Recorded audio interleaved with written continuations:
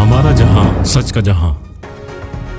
Pakistan business group के ज़रिए तमाम माहाना इजलास का इनेकाद मकामी होटल में किया गया। पुरवकार तकरीब में हर तबका फिक्र के अफराद ने बड़ी तादाद में शिरकत की। इजलास में मेहमान खसूसी सैफुद्दीन जुनेजो और DIG आमिर फारूकी ने खसूसी तौर पर शिरकत की। तकरीब से खिताब करते हुए मुकर्रिरीन ने वतन से अपनी बेगुनाह मोहब्बत का इजहार किया और इस अज़म को दोहराया कि वो पाकिस्तान की नजरियाती बुनियादों के साथ इस बिजनेस ग्रुप के साथ देते रहेंगे और मुल्क की तामीर और तरक्की में अपना भरपूर किरदार अदा करेंगे। इस मौके पर सैफुद्दीन जुनेजो ने अपने खिताब में कहा कि इनका ताल्लुक इस ग्रुप के बानी अराकीन से है और इन्हें इस पर फख्र है। इन्होंने कहा कि पाकिस्तान बिजनेस ग्रुप की बिजनेस कम्युनिटी के लिए खिदमात काबिल सताइश हैं। इस मौके पर पाकिस्तान बिजनेस ग्रुप के बानी फराजुर रहमान ने अहम इक्तिसादी पहलुओं और स्टार्टअप्स के हवाले से बात करते हुए मुख्तलिफ हकाइक पेश किए।